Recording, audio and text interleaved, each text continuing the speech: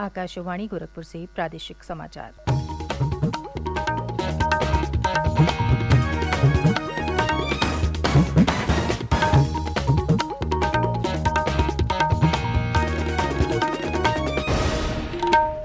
नमस्कार। समाचार बुलेटिन के साथ मैं सुकीर्ति अस्थाना। पहले मुख्य समाचार। प्रधानमंत्री नरेंद्र मोदी ने किया भारत ड्रोन महोत्सव 2022 का उद्घाटन। कहा, भारत दुनिया में ड्रोन प्रौद्योगिकी का प्रमुख बनने की दिशा में तेजी से बढ़ रहा है आगे। मुख्यमंत्री योगी आदित्यनाथ ने कल विधानसभा में राज्यपाल के अभिभाषण पर चर्चा का दिया जवाब। कहा, राज्य के विकास के लिए सत्ता पक्ष और विपक्ष के बीच समन्वय जरूरी। मुख्यमंत्री ने कहा, डबल इंजन की सरकार का लक्ष्य लोगों की जरूरतों को पूरा करने के साथ साथ उन्हें स्वावलंबन की ओर अग्रसर करना है। और प्रदेश सरकार ने अपात्र लोगों के राशन कार्ड वापस न करने पर वसूली संबंधी खबरों को बताया भ्रामक और निराधार।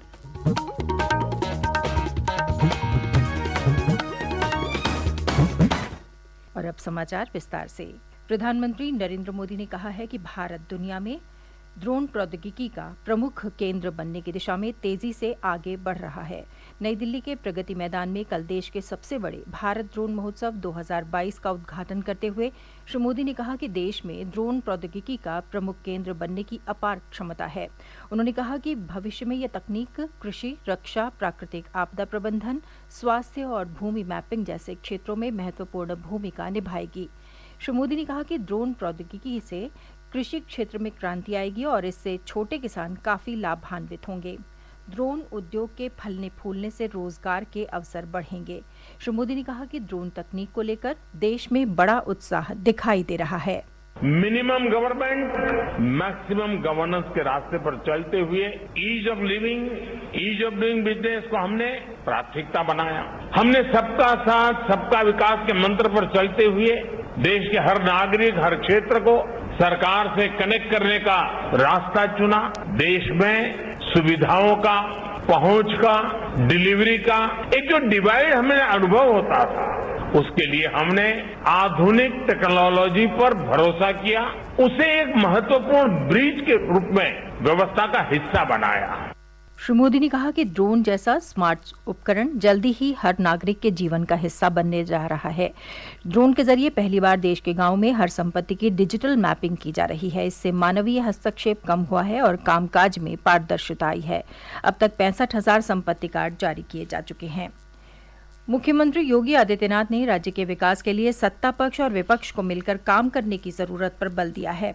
श्री योगी कल विधानसभा में राज्यपाल के अभिभाषण पर चर्चा का जवाब दे रहे थे। उन्होंने कहा कि दलगत भावना से ऊपर उठकर विपक्षी दलों को सत्ता पक्ष का सहयोग करना चाहिए ताकि विकास के नए रास्ते खुल सकें। श्री योगी ने कहा कि उनकी सरकार सभी वर्गों के कल्याण के लिए समर्पित है और इस दिशा में प्रभावी कदम उठा रही है। राज्य सरकार की योजनाओं और उपलब्धियों का जिक्र करते हुए श्री योगी ने कहा कि डबल इंजन की सरकार का लक्ष्य लोगों की जरूरतों को पूरा करने के साथ साथ उन्हें स्वावलंबन की ओर अग्रसर करना है।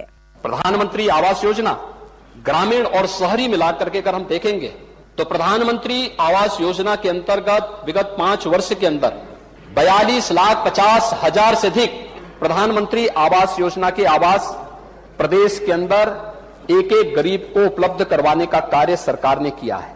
और मुख्यमंत्री आवास योजना के अंतर्गत भी 1,08,000 से अधिक गरीबों को एक एक आवास उपलब्ध हुआ है। यानी 43.5 लाख गरीबों को आवास की सुविधा डबल इंजन की सरकार ने उपलब्ध करवाया है। प्रधानमंत्री मोदी जी का विजन है कि उन्होंने एक एक योजना को केवल रेवड़ी बांटने का नहीं बल्कि स्वावलंबन की ओर अग्रसर करने का एक माध्यम बनाया।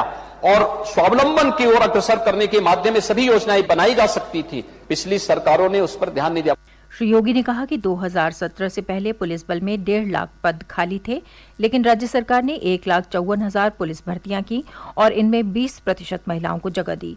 इसके अलावा प्रदेश में 3 महिला पीएसी बटालियन बनाई गईं। युवाओं को रोजगार देने के उद्देश्य से कई योजनाएं चलाई गईं, जिससे 1.5 लाख से अधिक बेरोजगारों को निजी क्षेत्र में रोजगार मिला है और 60 लाख युवा स्वरोजगार से जुड़े हैं। उधर विधान परिषद में कल विपक्षी सदस्यों ने शिक्षा मित्रों को स्थायी किए जाने, 1 लाख बेरोजगार डिप्लोमा फार्मासिस्टों की भर्ती, सहायता प्राप्त माध्यमिक विद्यालयों में व्यावसायिक शिक्षा और कंप्यूटर शिक्षकों की नियुक्ति सहित कई मामले उठाए। विधान परिषद में नेता सदन और जल शक्ति मंत्री स्वतंत्र देव सिंह ने कहा कि शिक्षा मित्रों का मानदेय बढ़ाकर 10,000 रुपये योगी सरकार में किया गया है और उनकी सभी समस्याओं का समाधान भी जल्दी किया जाएगा।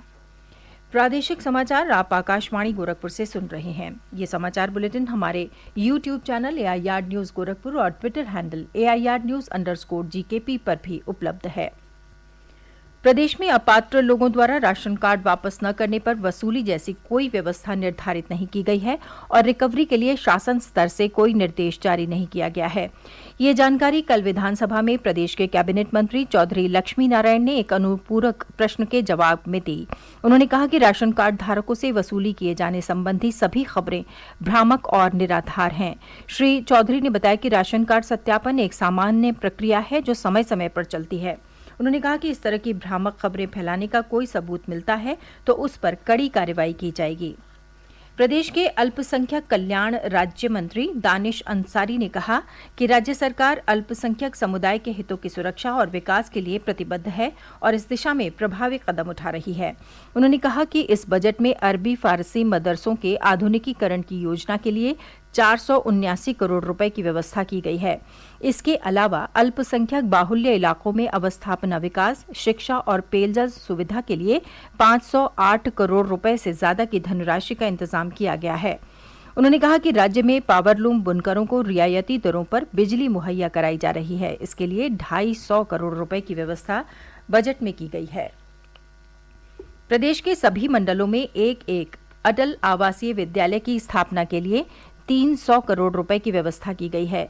श्रम एवं सेवा योजन मंत्री अनिल राजभर ने लखनऊ में बताया कि इन विद्यालयों में पंजीकृत निर्माण श्रमिकों के बच्चों और अनाथ बच्चों को कक्षा 6 से 12 तक गुणवत्तापूर्ण निःशुल्क आवासीय शिक्षा प्रदान की जाएगी। श्री राजभर ने कहा कि प्रदेश के 10 शहरों में 19 मॉडल स्ट्रीट वेंडिंग जोन्स का विकास किया जा रहा है। शहरी स्ट्रीट वेंडर्स को आत्मनिर्भर बनाने के लिए प्रधानमंत्री स्ट्रीट वेंडर्स आत्मनिर्भर निधि योजना के तहत 8 लाख से ज्यादा स्ट्रीट वेंडर्स को ऋण वितरित कर उत्तर प्रदेश देश में पहले स्थान पर है। वाराणसी में कल से क्षेत्रीय खिलौना प्रदर्शनी की शुरुआत हुई।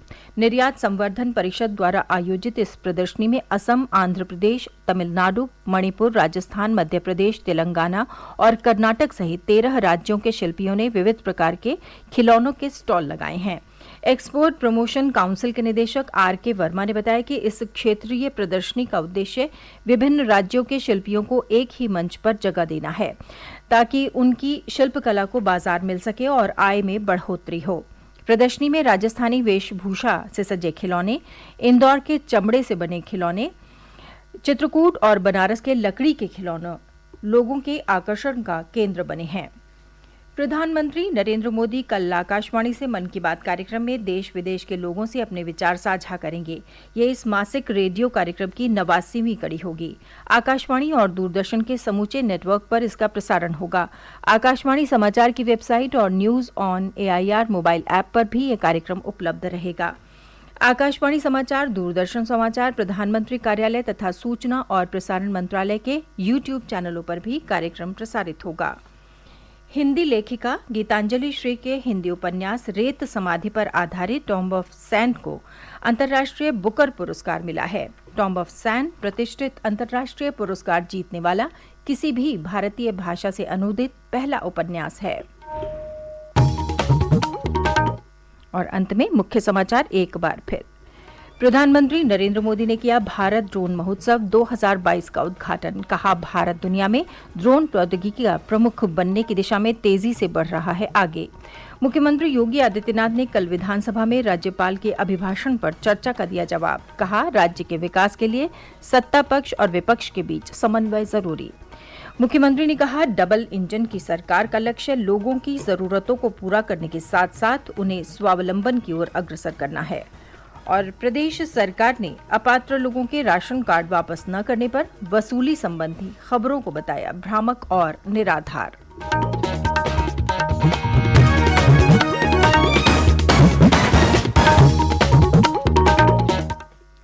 इसके साथ ही समाचार बुलेटिन समाप्त हुआ। नमस्कार।